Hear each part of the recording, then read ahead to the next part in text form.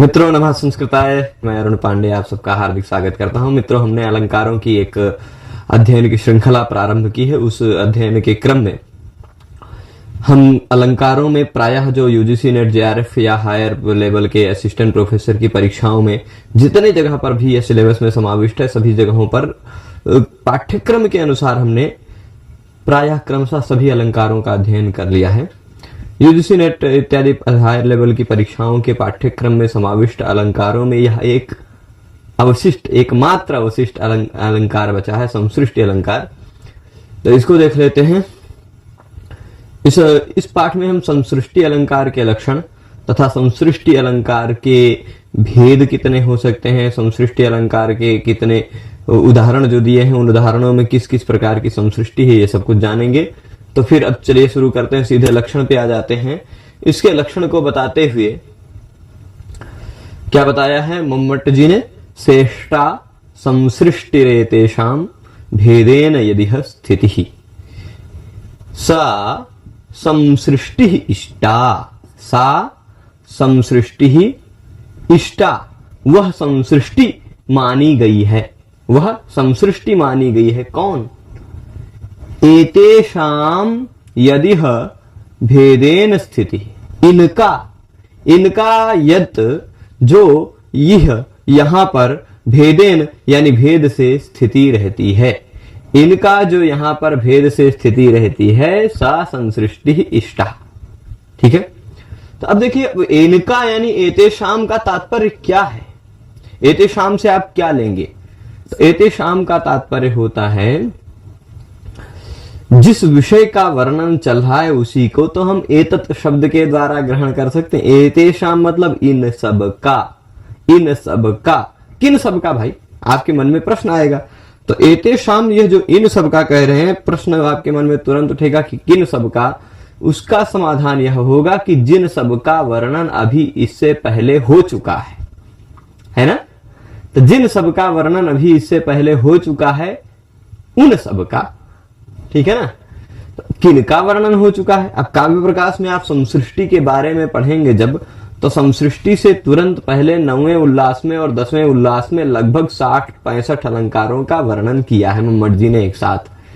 तो अब एतेषाम से का तात्पर्य क्या होगा? जिनका अभी वर्णन चल रहा था, एतेषाम यानी अलंकाराणाम। ठीक। तो एतेषाम का तात्पर्य क्या लेंगे आप? अलंकारों का, है ना।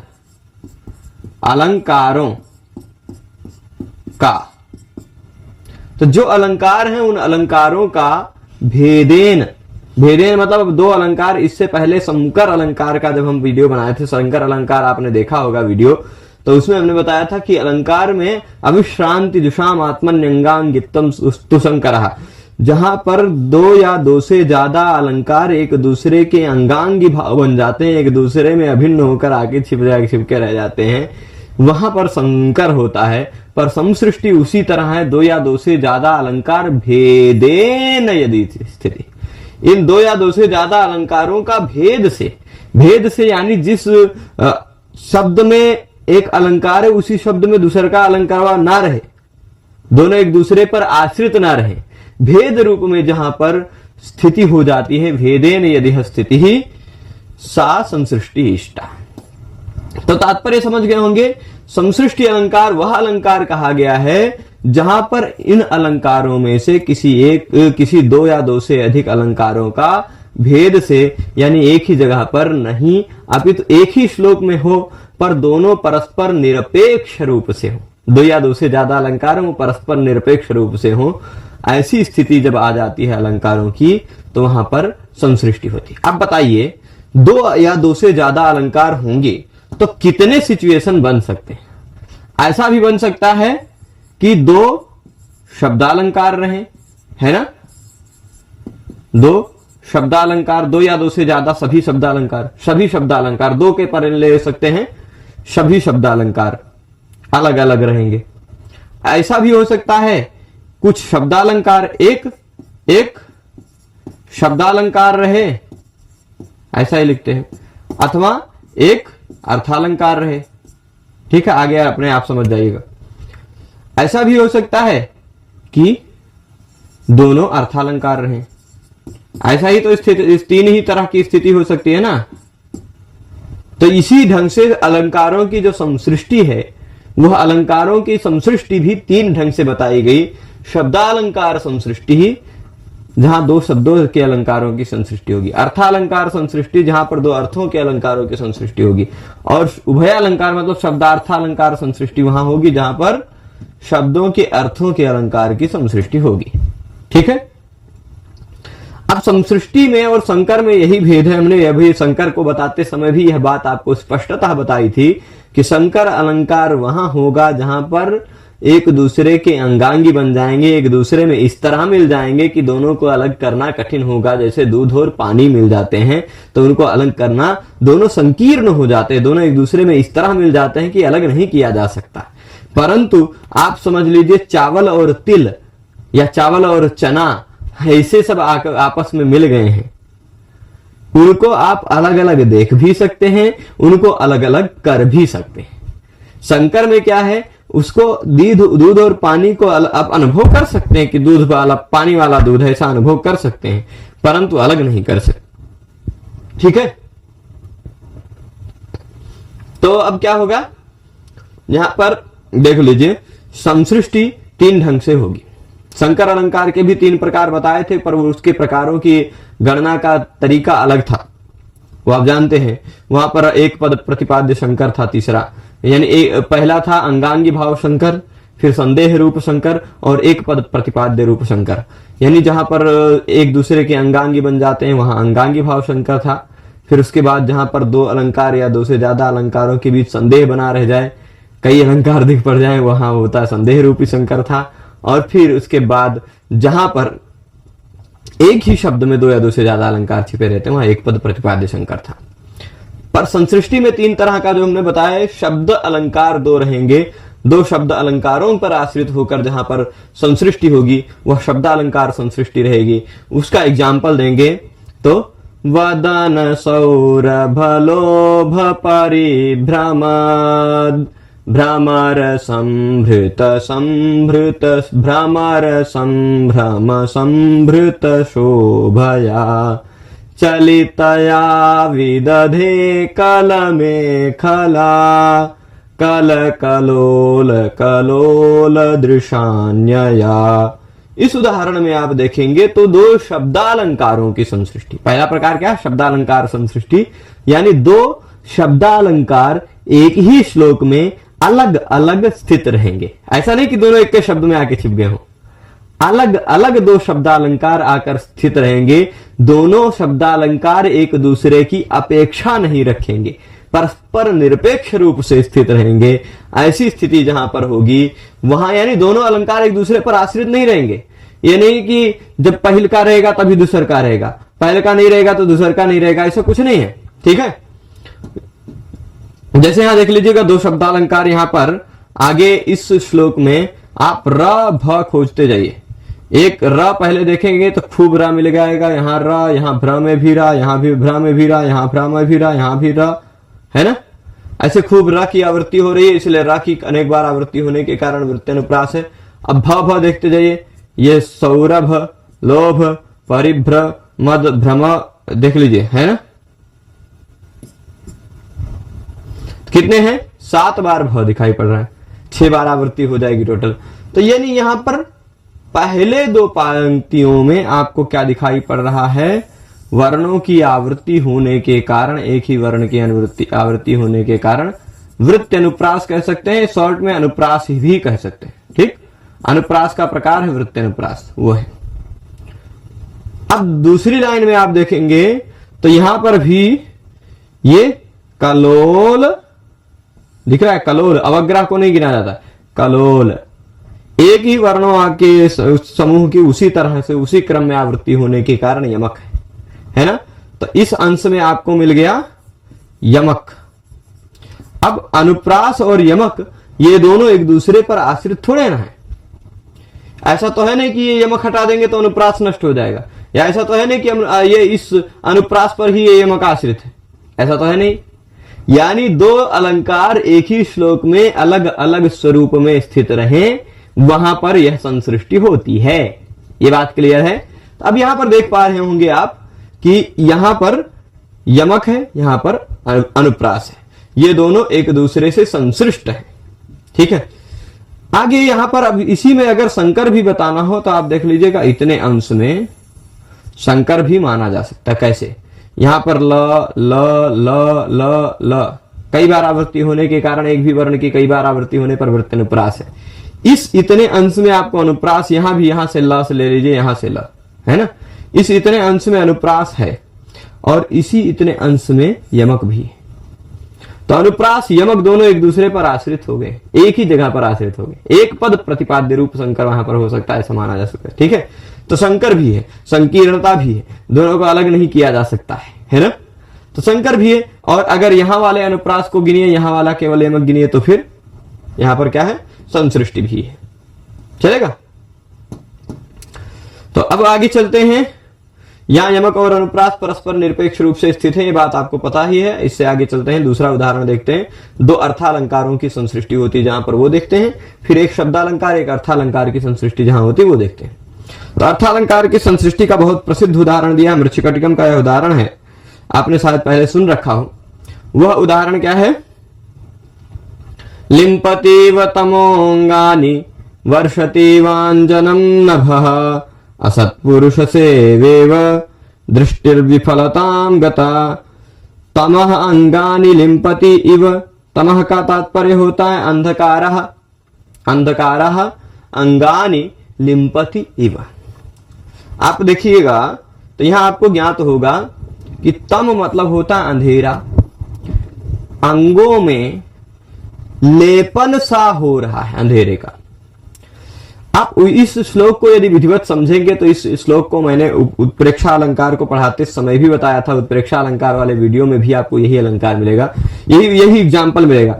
आप कहेंगे कि भाई उत्प्रेक्षा में भी यही था, उपमा में भी, फिर उपमा में भी माना जा सकता है, संसृष्टि में भी माना जा सकता है। यहाँ पर आप कहाँ कहाँ एग्जाम्पल दे देंगे? तो भाई क्या क्या होता है, कुछ कुछ जैसे महिलाएं एडवांस होती हैं, 16-18 प्रकार के गहने पहनती हैं पूरे शरीर में, वैसे कुछ कुछ श्लोक भी एडवांस होते हैं, शौकीन होते हैं, कई अलंकार को धारण कर लेते हैं। तो इसे ये भी श्लोक शौकीन वाला है ना। वैसे भी मृच्छकटिकम का है, वो श्रृंगार परक काव्य, तो हो सकता है कि गहना पहनने का बहुत शौकीन हो गया वो श्लोक हो। तो लिम्पति व तमोंघानी, इसमें आप देखेंगे जहां पर भी दो उपमेय और उपमान में एक दूसरे की संभावना की जाती हो, वहां पर संभावना मथोत्प्रेक्षा प्रकृतस्य समेनयत, इस नियम के आधार पर उत्प्रेक्षा होती है। जैसे यहां पर देख लीजिए, ऐसा नहीं अंधेरे को अंगों में लेपा जा रहा है, ऐसा करे। तमह अंगानि लिम्पति इव, अंधेरा हमारे शरीर में इस तरह से लिपा सा जा रहा है कि मानो जैसे तेल लगा दिया जाता, तैलाभ्यंग किया जाता है या फिर उबटन लगाया जाता, वैसे पूरे शरीर में लेपन सा हो जाता, वैसे अंधेरा हमारे शरीर में लेपन सा कर रहा है। कब है? जैसे मान लीजिए रात में हम रिकॉर्डिंग कर रहे हैं, रात में 10-11 बज गए लगभग। अब इस समय यदि मान लीजिए यहाँ स्टूडियो में तो लाइट जल रही, पर मान लीजिए लाइट कट गई, इन्वर्टर भी सब कुछ चला गया और फिर पूरी तरह से अंधेरा छा गया, पूरी तरह से अंधेरा छा गया, तो यहां पर क्या होगा? यहां पर कुछ ऐसा होगा कि आपको लगेगा पूरी तरफ अंधेरा है, हमारी दृष्टि विफल हो गई है, अंधेरा, काला काला अंधेरा हमारे पूरे शरीर में लेपन सा कर रहा है। लिम्पति व तमोंगानि, है ना। तो तमह अंगानि लिम्पति, यहां संभावना की जा रही, वस्तुतः अंधेरा हमारे शरीर में, हमारे अंगों में लेपन नहीं कर रहा, वस्तुतः है, यह वास्तविकता है। तथापि तमह अंगानि लिम्पति इव, अंधेरा हमारे अंगों में लेपन सा कर रहा है। यह कह रहे हैं कि नहीं कह रहे? कह रहे हैं ना, मानो लेपन सा कर रहा है, संभावना कर रहे हैं, यही है संभावनम, यही है उत्प्रेक्षा। संभावना मथोत्प्रेक्षा, ये हो गया ना, उत्प्रेक्षा है कि नहीं? साफ साफ उत्प्रेक्षा दिखनी चाहिए, जहां संभावना की जाती है वहां उत्प्रेक्षा होता है। तो मानो अंधेरा हमारे शरीर में लेपन सा कर रहा है। यहां भी देखिएगा, तो इस एक अंश है वर्षति वाञ्जनम नभः, इस अंश में भी आप देखेंगे तो नभः अंजनम वर्षति इव। नभः कहते हैं आकाश को, है ना। नभस्वद्बात पवन पवमान प्रभंजन, नभा भी कहते हैं आकाश को, नभ कहे। नभस्वत वाला हम दूसरे जगह चले गए, पवन में नभ का है। नभ के बारे में वो हमारे मन में तुरंत अभी नभ से नभस्वत पे आ गए, नभस्वत से पवन पे चले गए, वो थोड़ा अलग विषय हो गया, विषयांतर हो जाएगा। तो यहाँ वर्षति वाञ्जनम नभः, नभा मतलब होता है गगनम, गगन आकाश जो है, आकाश मानो अंजनम, अंजन कहते हैं काजल को। अंजन क्या है? काजल। तो नभः अंजनम वर्षति इव, मानो आकाश काजल बरस रहा है। अब आप बताइए काजल बरसेगा क्या? अगर आप चिंतन कीजिए काजल बरसता होता तो फिर लोगों को फैशन डिजाइनर के सारा बिजनेस खत्म हो जाता है ना। कैसे खत्म होता? कितने लोग फिर क्या करते, लोग लाइट जला के लाइट वाला शीशा बंद करके उसमें अंदर से सोते। और अगर जो नहीं सोता वो सुबह सुबह कितना फेरन लवली लगा के गाय बन के सोया हो, सुबह सुबह भैंस बन के उठता है ना। अंधेरे से पूरे शरीर में अगर आकाश से अंजन बरस रहा होता, काजल बरस रहा होता, पूरे शरीर में लेपन सा हो जाता, तो कितना फेरन लवली लगा के गाय बने सुबह सुबह उठते उठते काला एकदम भैंस बन जाना होता। तो आप समझ रहे होंगे ना। तो अंजना नभम वर्षति इव, यहां कोई तुलना नहीं है, यहां संभावना मात्र की जा रही है। जहां भी संभावना होती है वहां उत्प्रेक्षा है। तो यहां क्या कह रहे हैं? नभः अंजनम वर्षति इव, संभावना है इसलिए उत्प्रेक्षा है। अब देखिए दो जगह इस श्लोक में आप और ध्यान से देखेंगे तो यहां भी इव है, यहां भी इव है, और यहां सेवा इव में भी इव है। तीनों इव में अंतर है। एक मतलब दो इव तो एक जैसा, यहां लिम्पति इव में क्रिया के साथ इव है, यहां वर्षति इव में क्रिया के साथ इव है। लिम्पति इव वर्षति इव, लिम्पति इव वर्षति इव, साफ है ना।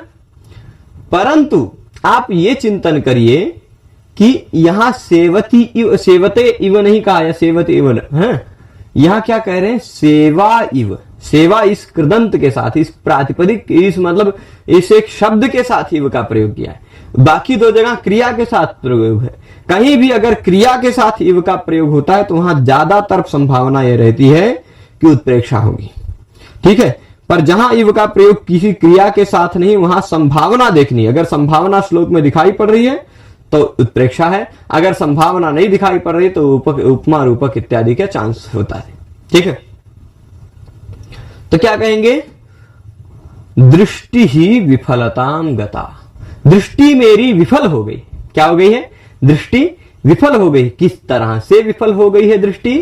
तो असत पुरुष सेवा इव, जैसे असज्जन पुरुषों की सेवा विफल हो जाती है, उसी तरह मेरी दृष्टि भी विफल हो गई है, ठीक है। असत पुरुष सेवेव दृष्टिर विफलताम गता। यहां पर आप देखेंगे तो यहां संभावना नहीं है, यहां तुलना है। तुलना किन में है?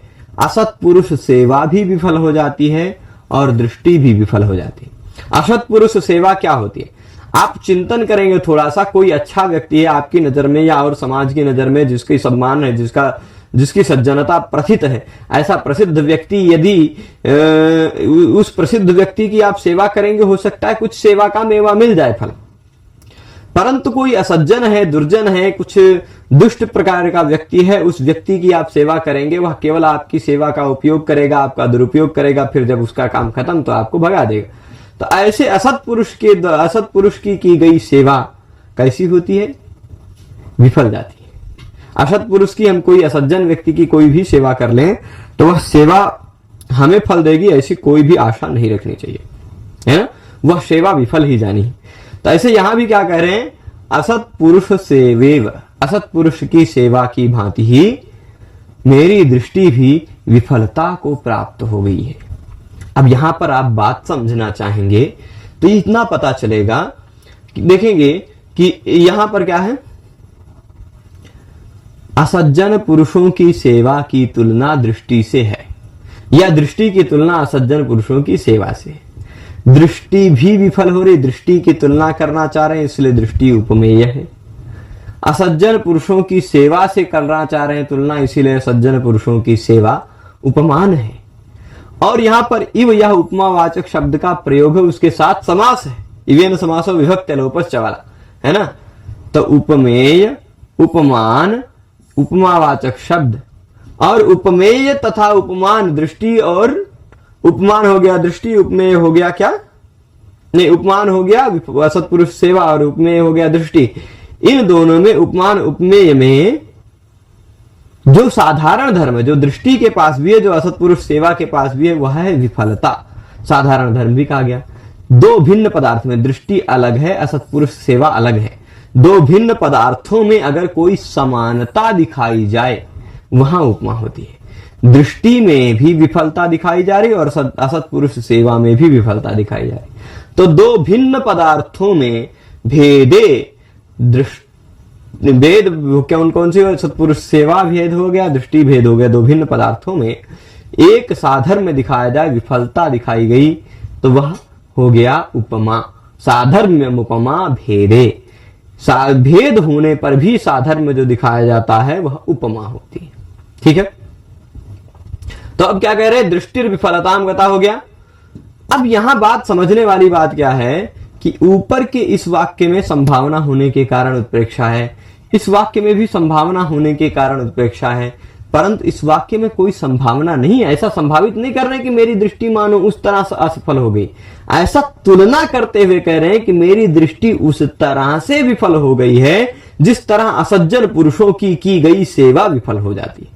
असज्जनों की सेवा से, दुर्जनों की सेवा से कोई मेवा जिस तरह नहीं मिलता, विफल हो जाती वो सेवा, उसी तरह दृष्टि भी हमारी विफल हो गई अंधेरे में। तब पहले क्या, पहली दो लाइन में क्या कहा था कि मानो शरीर में अंधेरा लिपा सा जा रहा है, मानो आकाश से काजल बरसा सा जा रहा है। ऐसा सब बातें थी, ऐसी बातें थी। परंतु बाद वाले पद्य में क्या है? बाद वाले पाद में तुलना भी है, इसलिए उपमा भी है। तो इस जगह पर भी आपको ये पहले वाक्य में भी यहां पर क्या दिखेगा? उत्प्रेक्षा दिख जाएगा। यहां इस जगह पर भी आपको उत्प्रेक्षा यानी संभावना दिखाई दे रही है। दो जगह उत्प्रेक्षा हो गई, परंतु असत्पुरुष सेवे व दृष्टि विफलताम गता, इस जगह पर असत्पुरुष सेवा में और दृष्टि में दोनों में समानता दिखाई गई, विफलता। असत्पुरुष सेवा भी विफल हो जाती है, दृष्टि भी विफल हो जाती है, इसलिए दोनों में साधर्म दिखाए जाने के कारण इस वाक्य में है उपमा। अब आप स्वयं चिंतन करेंगे तो आपको पता चलेगा यहां ऊपर के दोनों उत्प्रेक्षाएं इस उपमा की कोई चिंतन ही नहीं रखती, कोई अपेक्षा ही नहीं रखती।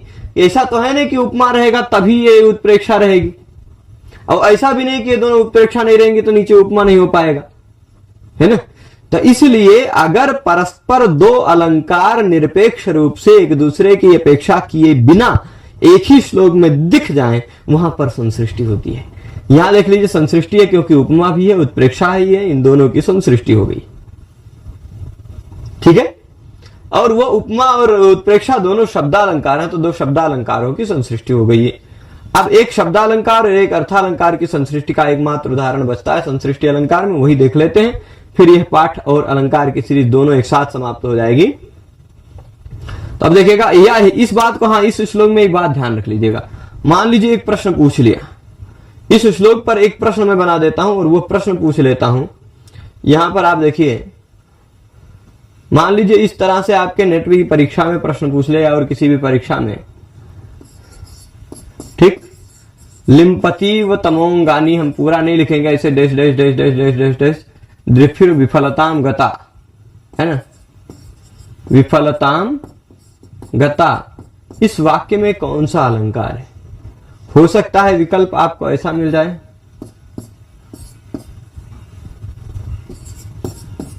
हो सकता है ऐसा कुछ विकल्प मिल जाएगा ना। यहां क्या है? उपमा, उत्प्रेक्षा। जो लोग केवल एक उत्प्रेक्षा पढ़े वो लोग गड़बड़ कर जाएंगे।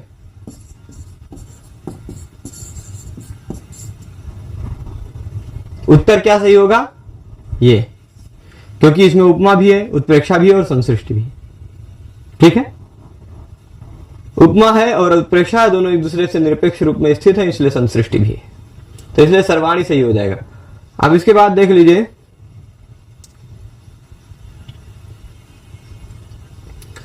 ये हो गया। अब यहां पर जो अंतिम उदाहरण बचा है उस अंतिम उदाहरण को समझा देते हैं। अंतिम उदाहरण में किस तरह दो अलंकार हैं ये जान जाएं आप तो आपका काम चल जाएगा। यहां देखिए, एक युवती के बारे में, एक सुंदरी युवती के बारे में कोई कह रही है, उनकी उसी गांव की महिलाएं हो सकता है कह रही हो, या ऐसा भी हो सकता है उसी गांव का कोई युवक कह रहा हो, या ऐसा भी हो सकता है कि उस गांव का कोई युवक भी ना हो, कोई महिला भी ना हो, कोई और व्यक्ति हो उस गांव का जो बोल रहा हो। ऐसा है कि एक गांव में जब महिलाएं होती हैं, महिलाएं नहीं सुंदर युवतियां होती, जब उनका यौवनावस्था आता है तो कुछ जर उनमें भी होता है, वो भी सज धज के तैयार होकर गांव में बाहर निकलती है अपना चेहरा दिखाने के लिए कि हम हूं हैं कौन, है ना। तो ऐसे मान लीजिए अगर कोई निकली है जो महमहायमान लावण्या है, जो चमक दमक के चल रही है लावण्यता से, सुंदरता से, अब घमंड में चल रही है, तो ऐसी जब चलती है ना लोगों को दिखाने के लिए, तो क्या होगा, लोग देखते हैं तो उनकी दृष्टि पड़ती है, दृष्टि पड़ती है ना, आकृष्ट हो जाते हैं लोग। ऐसा हम नहीं कह रहे, ऐसा कवि जी कह रहे हैं। तो जब लोग आकृष्ट हो जाते हैं उनसे, तो वो किसी को भाव नहीं देती, घूमती रहती हैं, ऐसा होता है। तो सनास्त्यत्र ग्रामे, यहां कोई युवती, उस गांव की कोई महिला या कोई व्यक्ति कह रहा है कि सह अत्र ग्रामे नास्ति, वह इस गांव में नहीं है, वह इस गांव में नहीं, यानी ऐसा कोई व्यक्ति इस गांव में नहीं है। यह एनाम, जो इसको, जो अपने चमक दमक से चल रही है, महामहायमान लावण्याम है, जो खूब भटक रही है गांव में, जो तरुणा नाम हृदय लुंटाकी है, मतलब तरुण युवानों के हृदय को चुराने वाली लुटेरी है, ऐसी को कोई एक निवारण कर ले। जो परिश्रक कमाना है, भ्रमण कर रही है, इसको निवारण कर ले, इस घमंडिनी का निवारण कर ले, ऐसा कोई इस गांव में नहीं है। यह तात्पर्य हुआ। अब देखिएगा यहां पर नास्त्यत्र अंश में कोई नहीं है, मैं भूल गया इसको, मूलतः इसका संस्कृत में नहीं है श्लोक, यह श्लोक मूलतः प्राकृत में है। और प्राकृत में यदि आप देखने जाएंगे तो इस श्लोक में कुछ ऐसा है, सनास्त्यत्र की जगह पे सो णथी एथ, ऐसा है, सोणथी एथ गामे, ऐसा है पूरा श्लोक प्राकृत में, खाली इस अंश में। अगर अलंकार देखना है तो खाली संस्कृति में थोड़ी ना होता, और सब जगह भी होता है। तो इस जगह आप देखेंगे अणथी एथ में आपको इतना साफ दिखाई पड़ेगा, तथ, यहां भी है तथ, यहां भी है ना, अणथी में भी तथ है, एथ में भी तथ है। तो इन दो वर्णों की आवृत्ति होने के कारण, अब रणथी एथ में ये तो दो वर्ण दिख रहे हैं, पर नास्त्यत्र में नहीं दिख रहे, है ना। पर मूलतः जो श्लोक प्राकृत भाषा में उसमें है, मूलतः प्राकृत भाषा में देखा जाए तो णथी एथ, इस जगह पर आपको अनुप्रास दिखेगा, छेका अनुप्रास दिखेगा, कोई नहीं रोक सकता इसको, ठीक है। तो छेका अनुप्रास यहां दिख गया। अब आगे बात, यहां तो अनुप्रास है, ठीक। इधर तरुणों के हृदय की लुटेरी, तरुणा नाम हृदय लुंटाकी। आप देखिए हृदय की लुटेरी, लुटेरी अलग होते हैं और हृदय की लुटेरी कुछ अलग प्रकार की क्वालिटी की होती है ना। तो तरुणों के हृदय की लुटेरी जो है, अब देखिए ऐसी तुलना करते कि यह जो युवती गांव में घूम रही है सुंदरी, यह लुटेरी जैसी है, लुटेरी जैसी है, यानी लुटेरी कुछ अलग होती है और ये कुछ अलग है, ऐसा कहते तो उपमा हो जाती, क्योंकि लुटेरी भी कुछ लूट ले जाती, ये भी कुछ लूट ले जाती, हृदय लूट ले जाती। अगर तुलना होती, समानता दिखाई जाती तो उपमा हो जाती, परंतु यहां समानता नहीं, यहां तुलना नहीं है। यहां कह रहे हैं कि जो तरुणों के हृदय की लुटेरी है, उसमें ही लुटेरीत्व का आरोप किया जा रहा है, मतलब उसी को ही लुटेरी बना दिया जा रहा है ना। लुंटाकीत्व का आरोप होने के कारण तो रूपक हो जाएगा, मतलब लुंटाकी में और उसमें कोई भेद नहीं रहेगा। तो यहां णथी एथ जो इस नास्त्यत्र का रूप है, णथी एथ, नास्त्यत्र, नास्ति अत्र, णथी एथ, वही बन गया नास्त्यत्र, ठीक है। तो वहां क्या णथी एथ में आपको अनुप्रास दिख रहा था, और तरुणा नाम हृदय लुंटाकी में हृदय की लुटेरी, लुटेरी का आरोप करने के कारण रूपक हो गया। तो रूपक और अनुप्रास ये दो अलंकारों में, ये दोनों अलंकार परस्पर निरपेक्ष रूप से स्थित हैं। ऐसा नहीं है कि लुंटाकी में नहीं रहेगा तो णथी एथ नहीं रहेगा, या णथी एथ नहीं रहेगा तो लुंटाकी में नहीं रहेगा। इन दोनों में परस्पर कोई एक दूसरे की अपेक्षा नहीं रखते ये दोनों अलंकार, इसलिए परस्पर निरपेक्ष रूप से अगर दो या दो से ज्यादा अलंकार रहते हो वहां पर भी संसृष्टि हो सकती है। तो हमने देखा संसृष्टि अलंकार का लक्षण चेष्टा संसृष्टि एतेषाम भेदेन यदि स्थिति, वहां पर संसृष्टि होती है जहां पर एतेषाम यानी इन अलंकारों का भेद स्वरूप में अलग अलग स्थिति हो। भेदेन यदि स्थिति मतलब जहां पर भेद में स्थिति हो। ठीक, आगे क्या बताया कि इस अलंकार के 3 प्रकार होंगे, जहां पर 2 शब्दालंकारों का रहेगा, जैसे उसका वदन सौरभ लोभ परिभ्रम भ्रमर संभ्रम संभृत शोभया चलितया विदधे कलमेखला कल कलोल कलोल दृशान्यया। यह उदाहरण हमने देखा। इसमें ऊपर के लाइन में संभर भर की बार बार आवृत्ति होने के कारण ऊपर की 2 लाइनों में आपको अनुप्रास दिखाई पड़ेगा, नीचे की लाइन में कलोल कलोल इस जगह पर यमक दिखाई पड़ेगा। तो यमक भी है अनुप्रास भी है, पर ये दोनों अलंकार एक दूसरे की अपेक्षा नहीं रखते, इसलिए ये हो गए अनुप्रास और यमक की संसृष्टि हो गई। फिर उसके बाद शब्दालंकार की 2 शब्दालंकारों की संसृष्टि देखी, फिर 2 अर्थालंकारों की उपमा और उत्प्रेक्षा की संसृष्टि देखी। दोनों अलंकार ऊपर की लाइन में 2 बार उत्प्रेक्षा है, नीचे की लाइन में 1 बार उपमा है, और दोनों अलंकार एक दूसरे की अपेक्षा नहीं रखते।